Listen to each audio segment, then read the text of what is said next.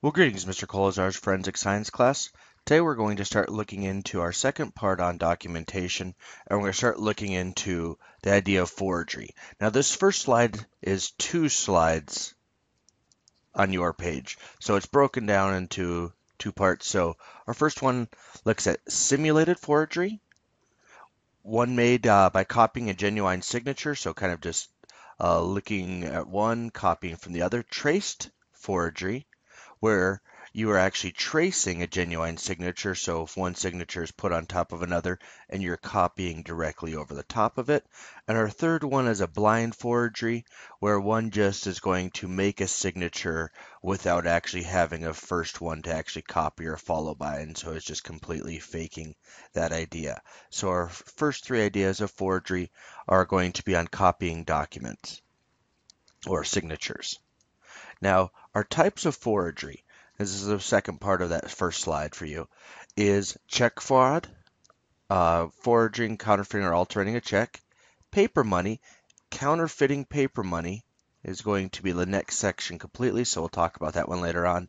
And identity theft or forgery of people's like social security card, driver's license, other personal information. We'll also look into credit cards, art, and contracts, all of which are going to be seen as potential things that people are going to forge. So we might as well look at what forgery is. Make sure you add this definition in. Making documents to intentionally deceive someone. So this is going to be what forgery actually is the intentionally making something to deceive someone else. Uh, Forged documents can include such things as checks, employment records, legal agreements, licenses, wills. There are many other things out there. But that's just a short list of things that we can look at. And then the second part to forgery is fraudulence. Fraudulence is the forgery done for material gain. So if you're trying to make some money, fraudulence is the way that that is going to be done. So forgery with the intention of gain is going to be known as fraudulence. Check forgery is one of the big ones. You can include altering somebody's check from a deposit slip, altering checks, intercepting another person's check in the mail, altering it, cashing it, and then creating a check from scratch with the intention of deceiving the bank or somebody else in order to get money.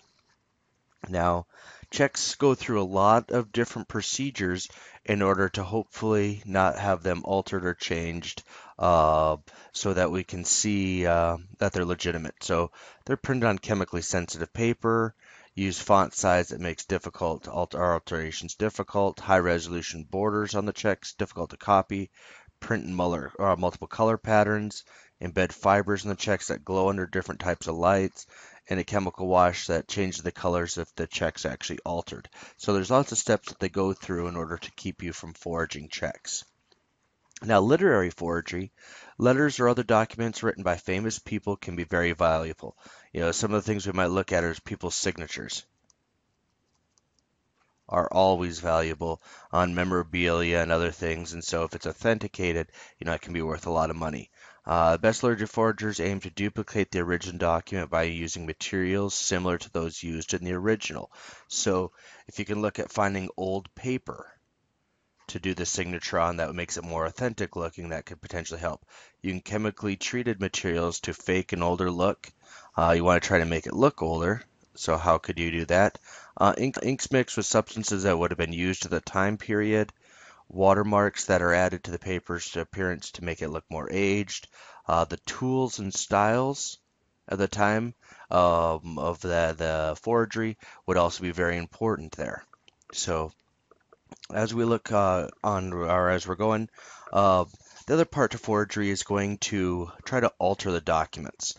Now, document alteration might be to erase or to change or to fix the document up in a different way. And one of the things we can do is obliterations or the removal of writing by physical or chemical means can still be detected. So if you erase something or if you try to chemically change something, a lot of times those can still be detected by microscopic examinations.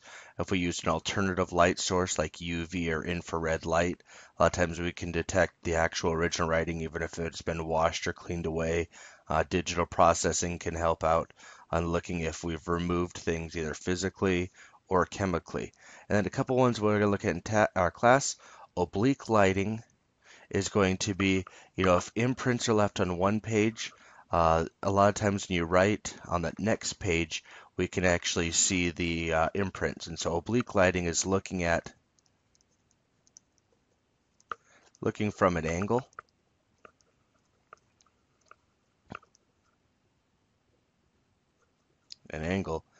to see impressions left. Would be oblique lighting. And so we could see if something's been written there. Electrostatic detection is going to be an apparatus that they can actually use to detect imprints